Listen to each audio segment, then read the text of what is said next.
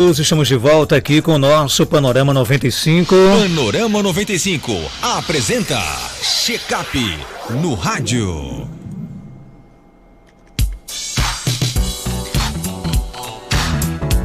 Vamos aqui com mais um quadro Check-up no rádio, hoje, segunda-feira, recebendo aqui o Dr. Eno Lobo, médico otorrino, né, que participa geralmente na quarta, mas hoje vai participar aqui na segunda-feira do nosso Panorama 95 para falar de um tema bem interessante, que é o uso de antibióticos em otorrinolaringologia. Dr. Eno, seja bem-vindo, começar a nossa semana falando de notícias boas que envolvem saúde. Bom dia, seja bem-vindo aqui ao nosso Panorama 95. Bom dia, Marcos, bom dia, ouvintes. Mais uma vez, muito obrigado pela acolhida. E aí, o que é que a gente pode falar sobre o uso de antibióticos em otorrinolaringologia? Marcos, eu pedi para a gente falar sobre esse tema porque é muito comum que se cometa o erro de usar antibiótico para qualquer tipo de dor em otorrinolaringologia. As dores mais comuns na área de otorrinolaringologia são as dores de garganta, as dores de ouvido e as dores nasosinusais, quer dizer, do nariz e dos seios da face principalmente. Então, sempre que aparece esse tipo de dor, o paciente associa logo com a necessidade de uso de antibióticos. E isso não é a realidade, não é o que deve ser feito em todos os pacientes. Quem causa dor no paciente, sempre nesses casos, é um quadro inflamatório.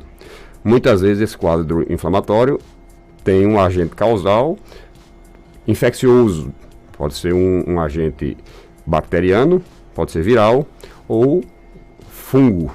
Então existem 3 tipos de infecção principais causadas por esses tipos de germe: as infecções bacterianas, as infecções virais e as fúngicas.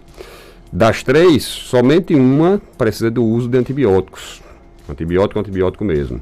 Os fungos, eles precisam de um medicamento específico para combater fungo, e o vírus geralmente não tem um medicamento específico para o seu combate. Das 3 infecções, a mais comum, disparado, é a infecção viral, as famosas viroses. São muitas viroses diferentes e que a maioria delas, pelo menos as viroses respiratórias, podem causar dores nessa região.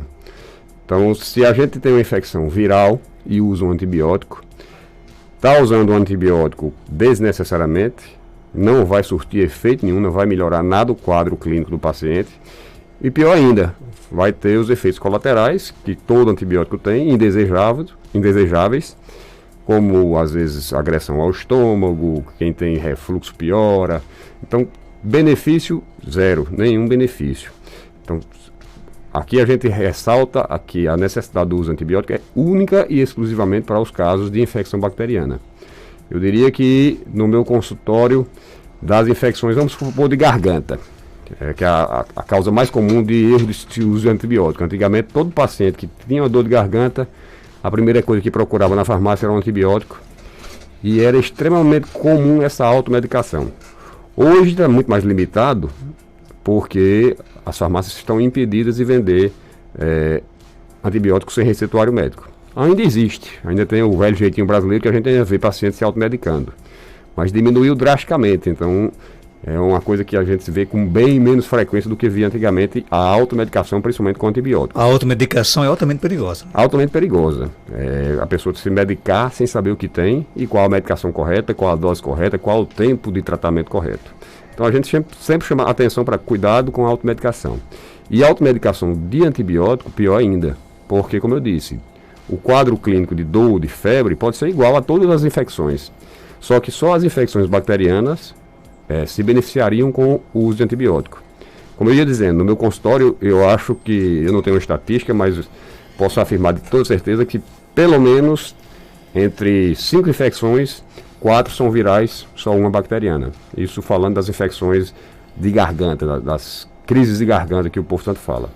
Então deve ter uma prevalência de pelo menos 4 para 1. É bem mais comum a infecção ser viral. E antigamente, para todas as infecções, o paciente queria usar antibiótico, e isso é um erro que não se pode continuar cometendo. O uso inadequado dos antibióticos pode prejudicar mais ainda para o problema de saúde? Pode. Antibiótico, todo medicamento tem efeito colateral. Alguns mais, outros menos.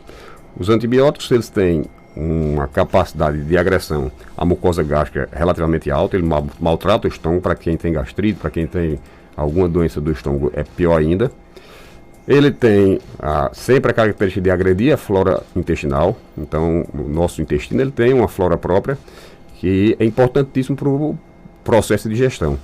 À medida que existe uma agressão a essa flora, obviamente o processo de digestão vai passar por um período de turbulência, de não funcionar tão bem. Por isso que é tão comum a ocorrência de diarreia, por exemplo, quando a pessoa está tomando antibiótico. Precisa suspender quando tem realmente a necessidade de tomar antibiótico, foi prescrito por um médico, tem um quadro infeccioso e quando apresenta diarreia, é obrigatório a suspensão do antibiótico? Não é obrigatório, porque aquilo ali geralmente é um efeito transitório. Na hora que se interrompe o uso do antibiótico, a flora vai se recompor e, obviamente, esse sintoma vai melhorar. Existem alguns medicamentos que a gente pode usar para prevenir esse efeito, em algumas pessoas que já têm uma tendência maior da flora ser mais sensível. Então, eu cito só alguns exemplos aqui. A criança, por exemplo, que usa antibiótico com muita frequência, é comum que ocorra a impregnação dos resíduos do antibiótico nas estruturas ósseas, dentes principalmente, que são visíveis. Muitas vezes a criança fica com a dentição escurecida pelo uso frequente de antibiótico. Então tem, com certeza, efeitos colaterais importantes e a gente deve evitar o uso desnecessário de qualquer medicamento que seja, não só do antibiótico. Mas, como o tema hoje é esse, a gente cita esse exemplo. Tem pergunta aqui no nosso WhatsApp, 992053030. Betânia, bom dia. Bom dia, Marcos. Olha, aproveitando aí que o Dr. Enio está aí hoje, eu gostaria de saber dele. Essa semana a mamãe sentiu como se fosse o ouvido coçar, certo? Aquela coceirinha aqui, que ela disse que não incomoda, mas ela não sabe bem dizer se está doendo. Eu pergunto, está doendo ou está coçando? Ela está coçando. Então eu gostaria de saber dele o que é que eu uso, ou se eu levo ela lá no consultório dele para que ele avalie, né? Como ela já tem 87 anos, avalie o quadro dela e, se for o caso, fazer uma lavagem, né? Passar um remédio adequado para que a gente possa usar nele, né? Direitinho. Eu estou usando Otserin, que outro médico, um amigo meu, passou, tá? Mas eu estou vendo que realmente está persistindo. Ela disse que coça. E aí eu queria saber dele essa pergunta, meu amigo, por gentileza. E gostaria que ele colocasse aí o contato do consultório dele, que é para mim poder agendar, tá certo? Porque como a mamãe é idosa, nesse período de pandemia eu não estou tirando ela de casa, a não ser uma coisa urgente, tá bom? Um abraço, Betânia. Eu acho que o áudio do Betânia não era para ter ido para o ar, mas já foi, aí, doutor Enio. Bom dia, Betânia.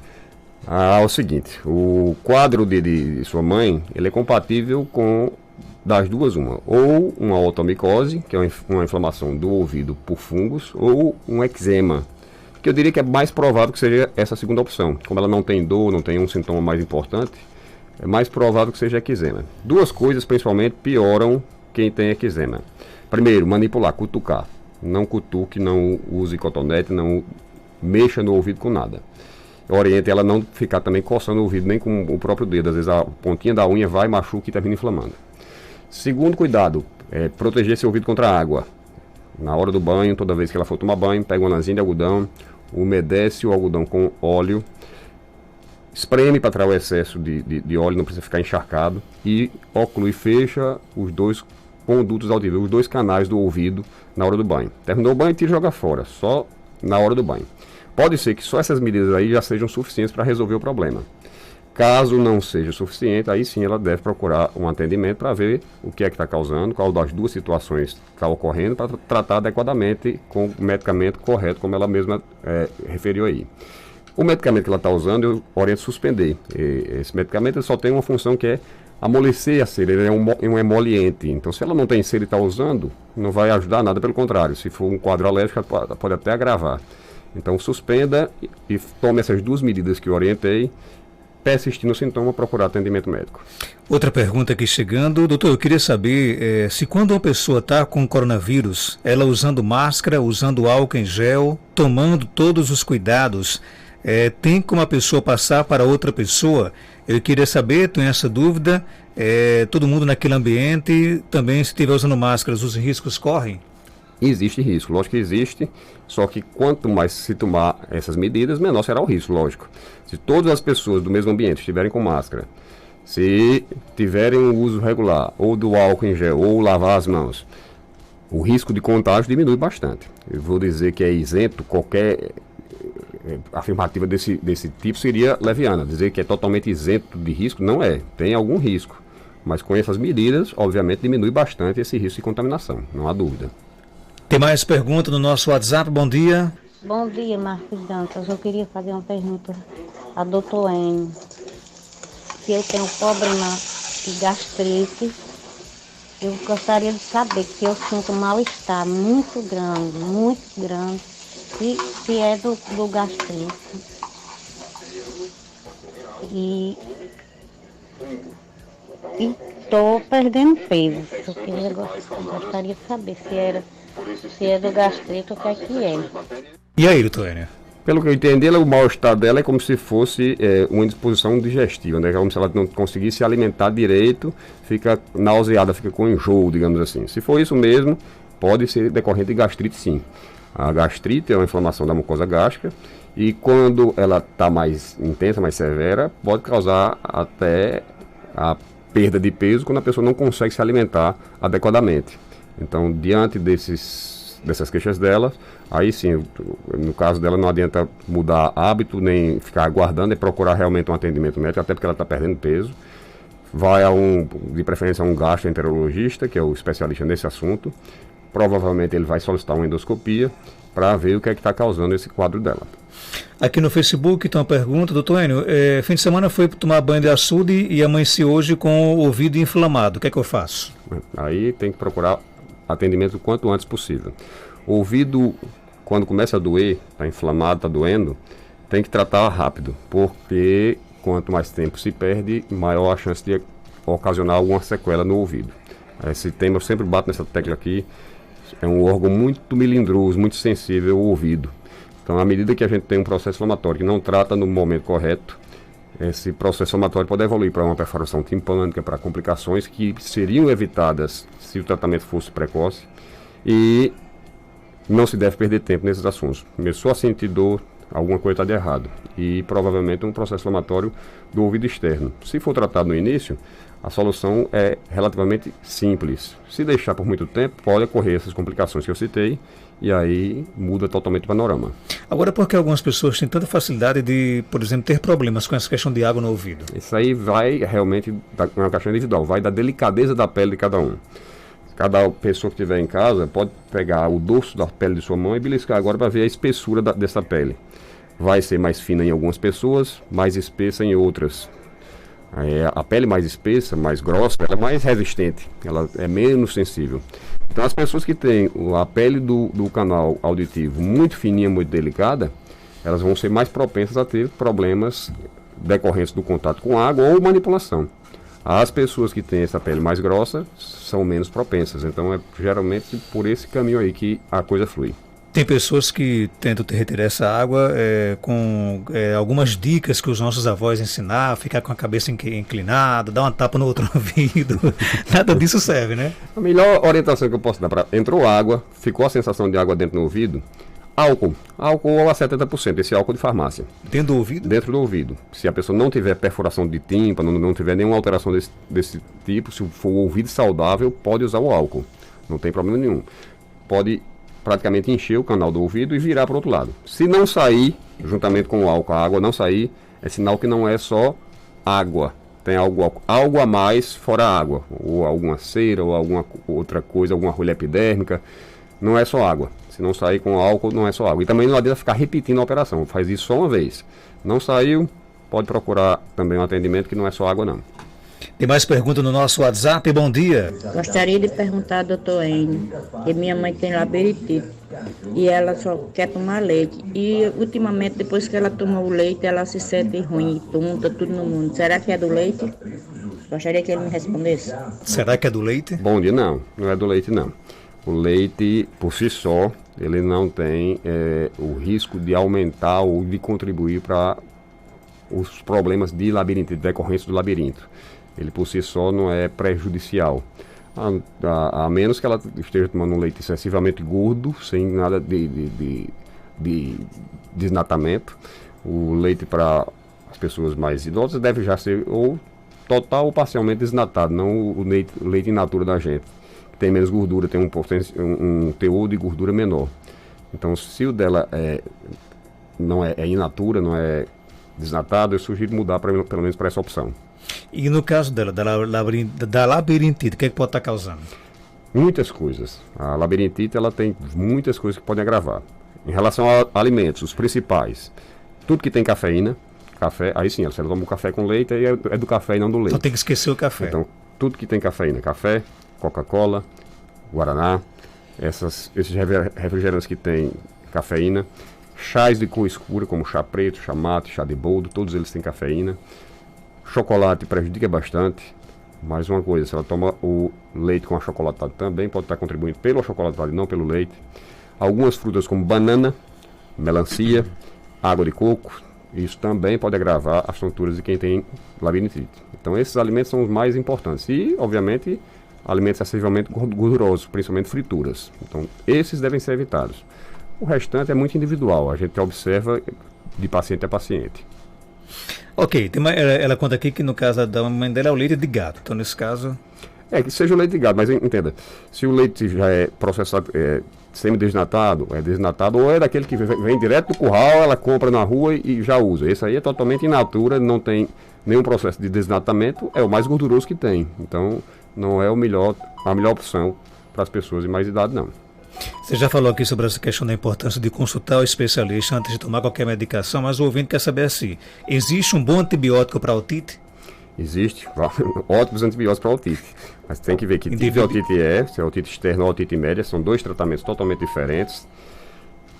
Quantas infecções já tem, qual foi o antibiótico que já foi usado previamente, não, isso é avaliado caso a caso. Não existe uma receita de bolo que seja universalmente melhor para todo mundo. Tem pessoas que vai ter indicação de um tipo de antibiótico por uma via, digamos assim, às vezes é via oral, às vezes é via tópica, que é de pingar no ouvido, digamos assim. E vai ser individualizado, caso a caso. Depende do tipo de infecção e depende do histórico pregresso de doenças dessa pessoa. E é bom deixar claro que nem sempre o remédio que serve para mim serve para Geraldinho, né? Exatamente, perfeito. É isso que eu acabei de dizer, é individualizado, é de acordo com cada caso, não é... Se fosse assim era muito bom, não precisava de médico no mundo não, era só botar os sintomas no computador, ele já dava receita, dava a solução do problema de todos nós. Mas infelizmente não é bem assim que a coisa flui não. Vocês estão vendo isso aí, hoje nós todos estamos vendo, até de certa forma surpreendente, como a evolução do Covid ela pode ser diferente de pessoa a pessoa. Às vezes pessoas com comorbidades mais importantes, como obesidade, como hipertensão, como um monte de comorbidade, passa pela doença sem ter nada demais. E outras que não tinham comorbidade nenhuma, evoluem muito mal, às vezes com óbito. Então, o indivíduo, o ser humano, o organismo pode se comportar de formas diferentes diante de doenças. Está aí o Covid para nos ensinar mais ainda isso. E tem que ser tratado como pessoa e não como uma receita de bolo. Tem que ser individualizado o tratamento. Para fechar, nosso ouvinte pergunta aqui, ela diz que tem amidalite, né? E a família dela tem histórico de câncer de garganta. Ela está com medo, e aí? As infecções virais ou bacterianas, elas teoricamente não são fatores de risco maior para o câncer de garganta. O câncer de garganta tem dois fatores de risco principais. O principal deles, o maior de todos, o cigarro. Eu, no meu consultório, com certeza já tive oportunidade de fazer diagnóstico de mais de 100 casos nessa minha vida inteira, de casos de câncer de boca, de garganta. Eu só lembro de um caso que não era fumante, um paciente que não era fumante. Não era fumante ativo, era fumante passivo. Teve contato a vida inteira com o esposo que era fumante. Então, não me lembro de nenhum outro. Todos fumantes. Então, para você ver como o cigarro é importantíssimo para esse tipo de câncer especificamente, câncer de boca e de garganta. Outro fator de risco é o HPV, um vírus que pode se instalar na garganta e causar uma lesão que ela é pré-maligna, ela é pré-cancerígena. Se for resolvido nessa fase ainda, não vai evoluir para câncer. Então, são os dois principais fatores de risco. O alcoolismo também é um terceiro, que geralmente quando tem alcoolismo é associado ao cigarro, uso do cigarro, é muito mais comum ter a associação das duas coisas.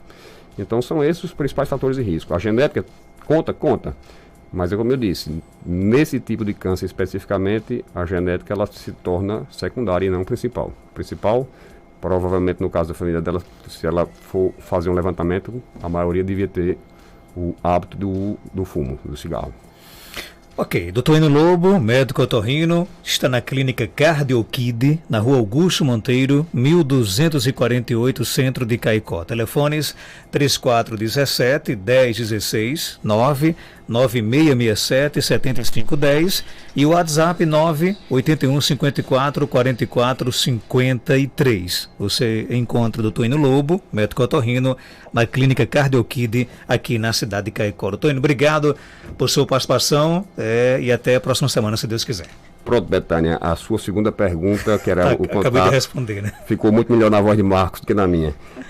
Um bom dia a todos, obrigado por tudo e até a semana que vem, se Deus quiser. São 8h07, confirmando